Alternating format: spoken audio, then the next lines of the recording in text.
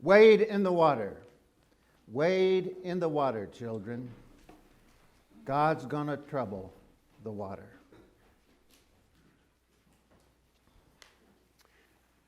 You know what I want to do? I want to stand up, take up my mat, and walk. At least that's what I think I want to do. That's what I want to do. But to be absolutely honest with you, the more I think about it, I really don't know what I want to do. I don't know what I'm actually willing to do. Here's what I do know for sure. In today's gospel reading, we're with Jesus in the holy city of Jerusalem. He's at the wall of the ancient city near what's called the Sheep Gate. It's called the Sheep Gate because it was the city gate closest to the big sheep market in town. There's a pool there. John calls the pool Beth Zatha, but other biblical accounts refer to that pool as Bethsaida or Bethesda. It probably means house of mercy or place of mercy. It's where Bethesda, Maryland, gets its name.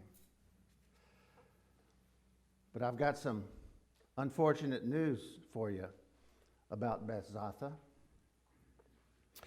Since the pool is right inside the sheep gate, and since the pool is right in between the sheep gate and the sheep market, guess what gets washed there on its way to market? Every single sheep that passes through. The water in Bethzatha is foul, disgusting. But even so, there is this. The still fetid water of the pool sometimes stirs. It begins to swirl and churn like a clean living stream. It's said that the wings of an angel from God make that water move. God stirs up the water. People with disabilities gather there at Bethzatha, and many believe that the first to step into the pool after the water has been stirred will find freedom from their disability. The beloved African American spiritual that we just sang, Wade in the Water, was inspired by biblical imagery, including the Exodus, of course, but also including this pool, Bethzatha, and by its power to heal. The song was composed and sung by slaves in the American South. Wade in the water. In fact, the song was one of the most popular anthems of the Underground Railroad during slave times, the road to freedom by which many slaves escaped. Harriet Tubman, one of the leaders of the Underground Railroad, worked tirelessly to liberate slaves throughout her life, and she often used this very song for an important reason. She used it to warn and alert escaping slaves to get off the trail, out of the woods, and get down in the water so that the slavers' hound dogs that were tracking them would lose their scent. Wade in the water. Wade in the water, children. God's going to trouble the water. They suffered in the foul stench of a moral abomination, and they longed for God to trouble the water, to stir up the water, and bring healing, hope, and freedom. And they knew that when God troubles the water, the people need to be ready to move. When Jesus passed by the stench of Bethzatha, his eyes fixed immediately, apparently, on a man who had been lying there passively for 38 years. Jesus sought that man out. He had a word for that man. He had a challenge for him. Do you want to be made well? Do you want to be made well? Well, obviously, this was a challenge that man could not meet. He didn't have an answer.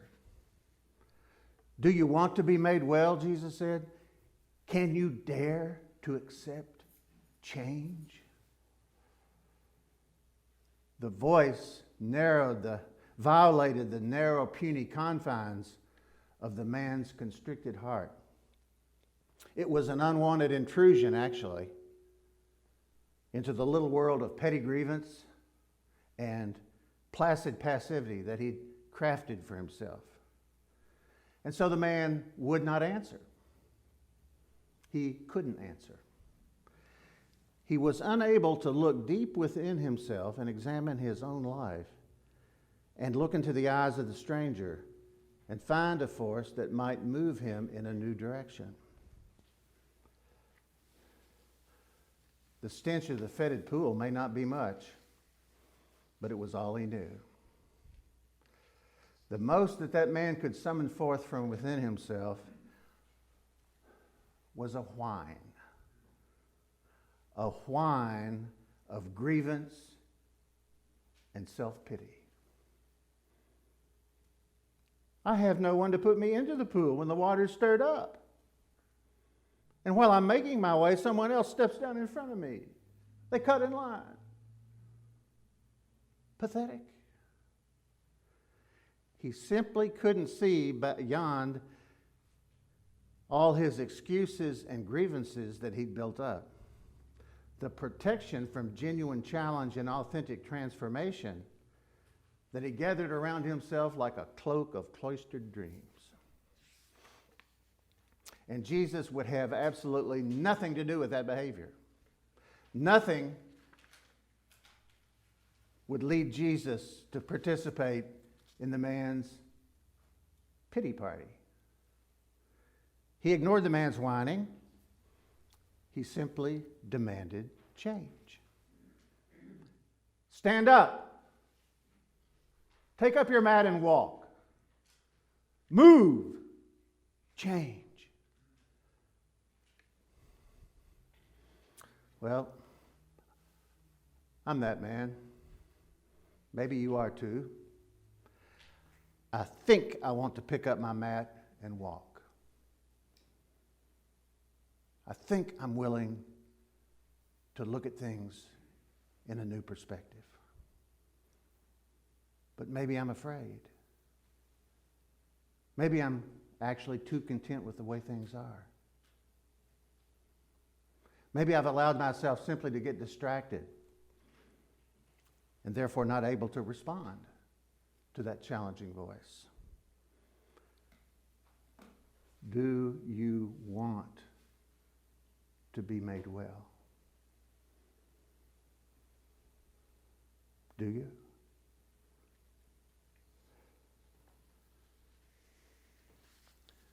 God is troubling the water in Buffalo, New York, right now. The water has been formed by the flowing tears of families and communities torn apart by racist hate. Racist hate. By yet another act of racist terrorism in America. The water is stirring. The tears of the people are flowing down.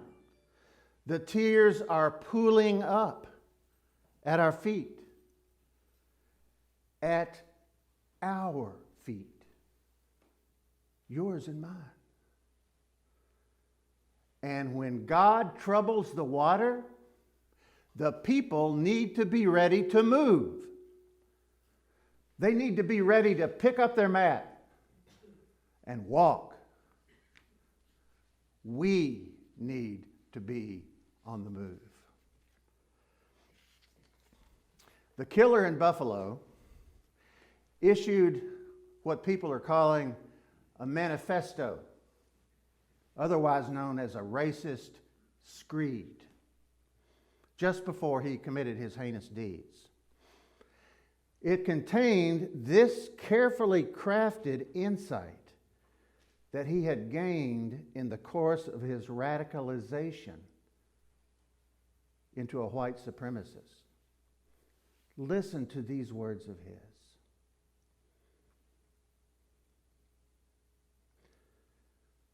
Why is diversity said to be our greatest strength? It's said throughout the media, spoken by politicians, educators, and celebrities. But no one ever seems to give a reason why. What gives a nation strength? And how does diversity increase that strength? All black people are replacers. Replacers. Just by existing in white countries.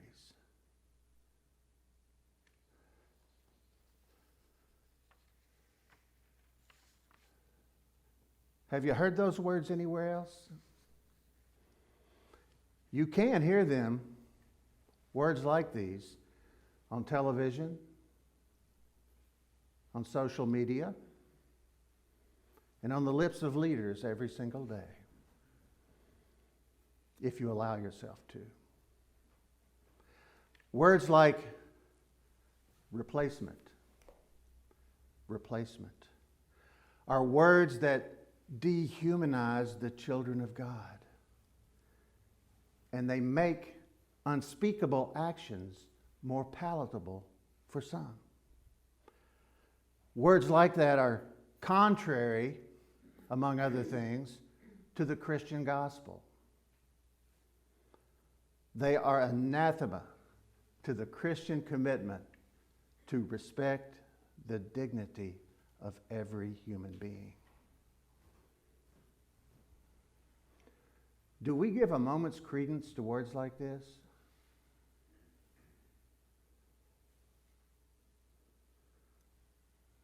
Or do we take up our mat and walk away?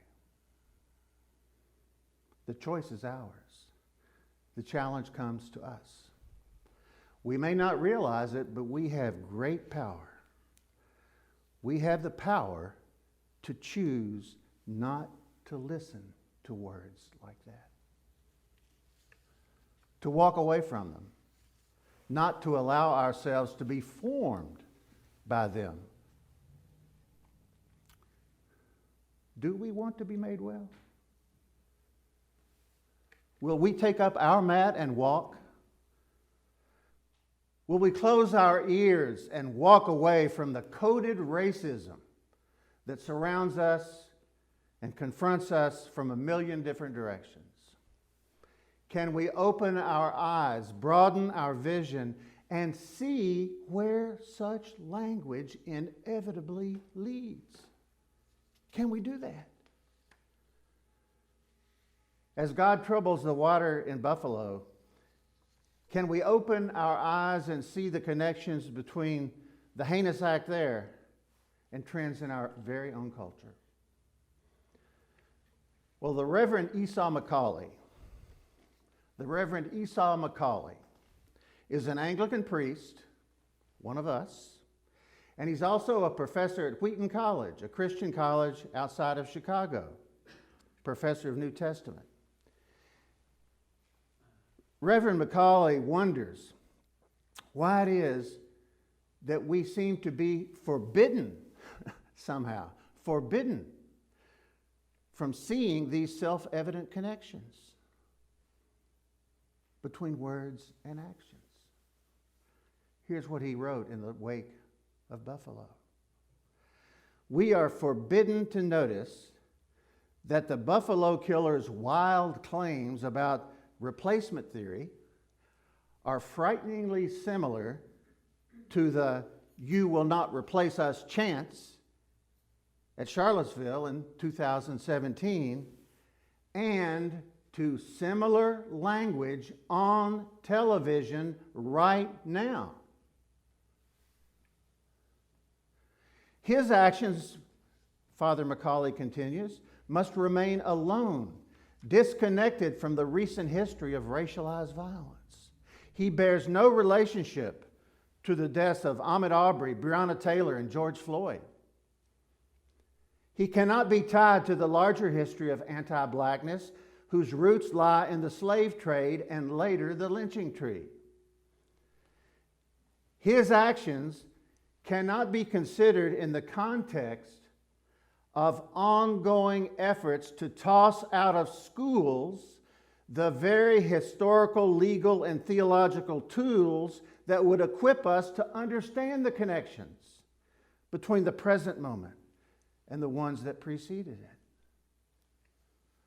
We know, he said, that friends and neighbors will denounce this particular act of evil, but will soon be at the school board or church council meeting calling every discussion of racism critical race theory, and therefore a threat to the republic. The reason the Buffalo killer must remain alone is because isolated incidents cannot be stopped, only endured. Isolated incidents can be denounced by all, left and right, without any need to change. But if the killer's actions are linked to American history and current culture, then we must ask about the roles people play in creating or maintaining a culture of anti-black racism. And then Father Macaulay concludes, one person pulled the trigger that ended those lives, and he bears the ultimate responsibility.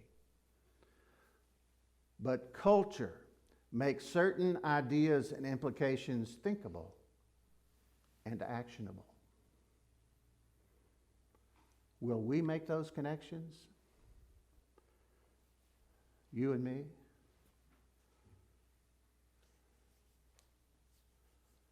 Can we open our hearts and acknowledge that there's more work to be done and that some of the work needs to occur in the secret corners of our own hearts?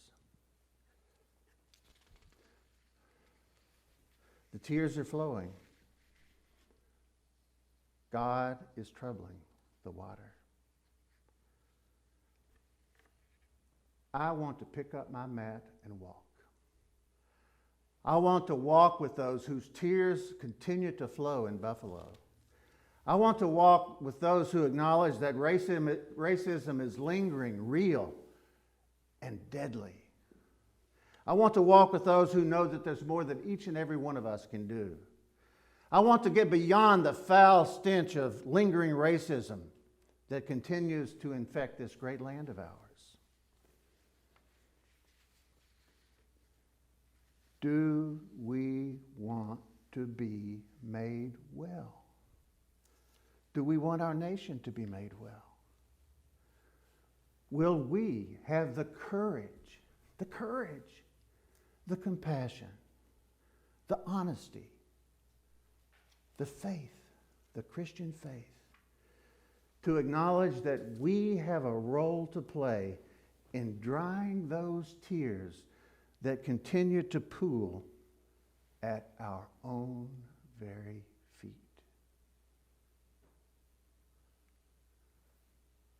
God is troubling the water.